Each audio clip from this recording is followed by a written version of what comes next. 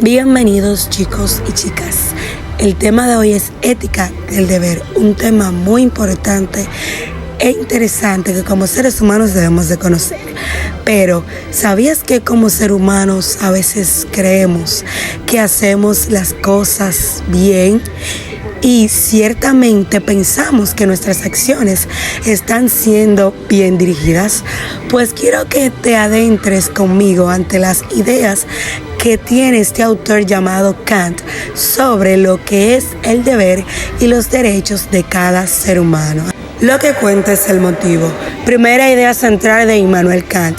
En la antigüedad, utilizar a un ser humano para el bien comunitario era una acción considerada normal, ya que el motivo por el cual se le ha condenado es con el fin de hacer feliz a todos. Pero si somos así en este tiempo, estamos siendo un poco utilitaristas. Por tal razón, Immanuel Kant decidió fundamentar su idea en los derechos universales, diciendo que las personas no deberían ser usadas como un simple medio para el bienestar de los demás, porque de ese modo se viola el derecho fundamental de ser el dueño de uno mismo. Algo que rechazaba Immanuel Kant era la idea de John Locke, que él decía que podemos disponer de nuestras vidas y libertades cuando se nos apetezca, cosa que iba en contra de la idea de Immanuel Kant. Kant decidió ir más allá y decidió realizar argumentos a favor de los derechos. El primero se basaba en que somos seres racionales, merecedores de dignidad y respeto. No es que cualquier persona puede venir y decidir por nosotros, ya que nosotros mismos podemos decidir por nuestra propia cuenta. Y el otro argumento que sostenía Kant era que defendía que la moral no consiste en maximizar la felicidad ni en perseguir otro fin, consiste en respetarnos los unos a los otros. En aquel tiempo existían tres formas de abordar la justicia en la cual Kant no estaba de acuerdo. La primera forma era la de lo utilitarista, el cual decidía seleccionar a una persona para hacer feliz a todo el mundo. La segunda es que ligaban la justicia a la libertad. Y el tercer enfoque era la justicia, que consistía en que las personas moralmente se merecen su premio y virtud según lo que se le asignaba, cosa que Kant no aceptaba. Kant sostenía que las pegas de maximizar la felicidad no puede basarse en consideraciones meramente empíricas sobre intereses, necesidades, deseos y preferencias. Nuestra capacidad de razonar y nuestra capacidad de ser libres es algo que nos distingue, y Kant sustentaba y decía que por nuestra capacidad de razonar podemos llegar a la moral suprema. De aquí parte Kant y dice: no es tan mal satisfacer nuestras preferencias. Su idea es en base que cuando lo hacemos no estamos actuando libremente, sino conforme a una determinación que nos ha sido dada desde afuera. Para esto, en vez de Kant llamarlo libertad, decidió ponerle otro nombre, que es heteronomía, actuar conforme a determinadas cosas que vienen desde afuera. Y aquí Kant decide pelear porque las cosas y las personas somos diferentes.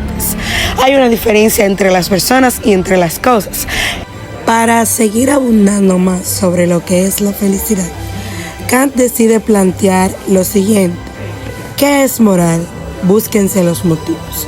Según Kant, el valor moral de una acción no consiste en las consecuencias que sigan de ella, sino en la intención con la que se haya realizado. Para esto, Kant plantea tres ejemplos sobre que las acciones realizadas a la moral tienen algunos motivos. Por ejemplo, hablemos del tendero calculador y la oficina del mejor negocio. Aquí un hombre decide no cobrarle más dinero a un niño por guardar su reputación. También hay personas que tienen dentro de su moral seguir vivos, tratar de sobrevivirse por sí mismo ante ciertas situaciones que presentan. Pero también está el misántropo moral. Eso es lo que sostiene Kant, que las buenas obras se deben hacer por hacerla, aunque no nos agrade. ¿Cuál es el principio supremo de la moralidad? Según Kant, se reside en actuar de forma autónoma, siguiendo una ley que nos damos a nosotros mismos a través de la razón práctica. Esta ley debe ser universal y válida por todos los seres racionales, sin estar condicionada por las inclinaciones o deseos particulares. Esto hace conexión entre moral, libertad y razón, lo cual es llamado la moral kantiana. Se basa en la idea de que solo somos libres cuando actuamos por deber. Imperativos categóricos e hipotéticos. Según Kant, la razón tiene dos maneras de mandar a la voluntad, dos tipos diferentes de imperativos. Él explica la distinción que hay entre dos tipos de imperativos o principios éticos que pueden dirigir nuestra voluntad o nuestras acciones. Los dos tipos son imperativo hipotético y el imperativo categórico. El hipotético. Este tipo de imperativo funciona bajo la lógica de la condicionalidad y la razón instrumental, es decir, que si deseas alcanzar un determinado fin, entonces debes realizar una acción que lo demuestre. Por ejemplo, si quiero tener buena reputación con los negocios o en los negocios, debo portarme honradamente con los clientes. La honestidad es un medio para alcanzar el fin de una buena reputación. El imperativo categórico, a diferencia del imperativo hipotético, es incondicional y no depende de ningún fin o deseo particular, es decir, hacer algo porque es lo correcto en sí mismo. Cuando Kant habla de algo como categórico, se refiere a su naturaleza incondicional, una acción que debemos llevar a cabo, no porque conduce a algo que deseamos, sino porque es normalmente correcto. Kant hizo dos formulaciones acerca del imperativo categórico. Primera versión del imperativo categórico: universaliza tu máxima. La idea es que una acción es normalmente correcta si la regla que la justifica puede ser universalizada, es decir, convertida en una ley que todos deberían seguir, sin generar contradicciones o resultados inalcanzables o inaceptables. Kant utiliza el ejemplo de hacer una promesa falsa para ilustrar este principio. Si uno hace una promesa sabiendo que no puede cumplirla, y si este principio de acción se universaliza, todos hicieran promesas falsas cuando necesiten algo. Esta idea fue criticada o no entendida por el filósofo Mill, pero esta interpretación por parte de Mill es un malentendido. Segunda versión del imperativo categórico: tratar a las personas como fines. Kant argumenta que la ley moral no puede basarse en intereses, propósitos o fines particulares, ya que estos serían relativos y dependientes de las personas o cuyos fines se orientan. En cambio, propone que si existe algo con un valor absoluto, algo que sea un fin en sí mismo, entonces este sería el fundamento para un imperativo categórico. Kant identifica a la humanidad, es decir, al hombre y a cualquier ser racional, como este fin en sí mismo, a diferencia de las cosas que pueden tener un valor relativo y ser medios para alcanzar un fin. Por tanto, los seres racionales no deben ser tratados meramente como medios para lograr los fines arbitrarios de otro, sino simple como fines en sí mismos. Ahora bien, pasemos a la moral y a la libertad que propone Kant. Kant vincula la moral con la libertad para criticar el utilitarismo. Para Kant, la moralidad surge de actuar según el deber y la ley moral, representada por el imperativo categórico, que nos insta a tratar a los demás como fines y no como medios. La verdadera libertad, según Kant, se alcanza cuando automáticamente, siguiendo una ley que uno mismo establece, independientemente de deseos y necesidades externas, actuar moralmente conforme al imperativo categórico y actuar libremente son, para Kant, lo mismo.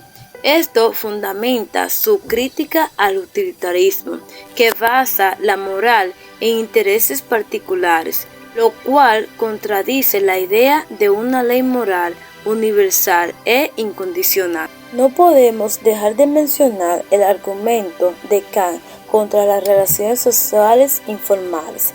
Kant mantiene una perspectiva tradicional y conservadora respecto a la moralidad sexual, limitando las prácticas sexuales aceptables únicamente a aquellas que ocurren dentro del matrimonio.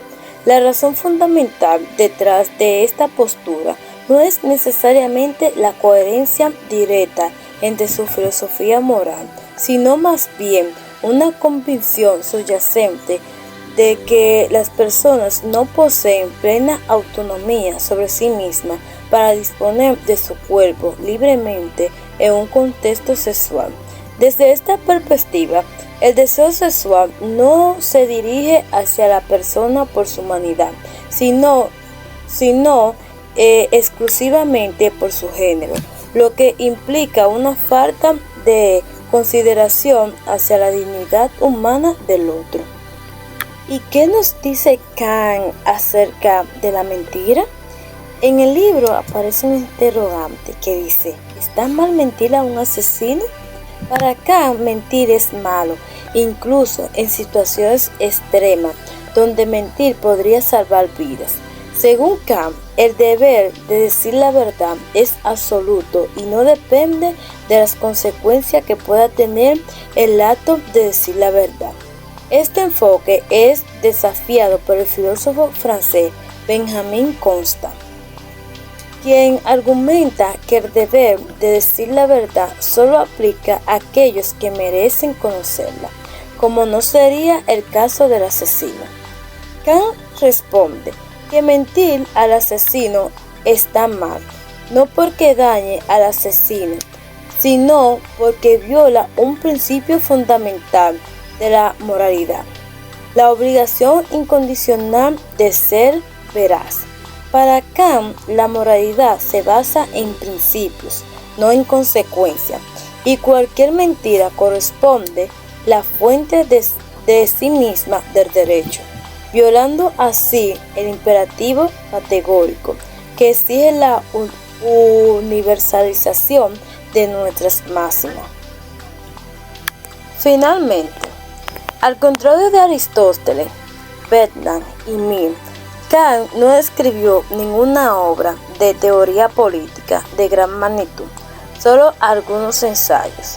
Y sin embargo, la concepción de la libertad y la moral que se desprende de sus escritos de ética tiene profunda consecuencia para la justicia.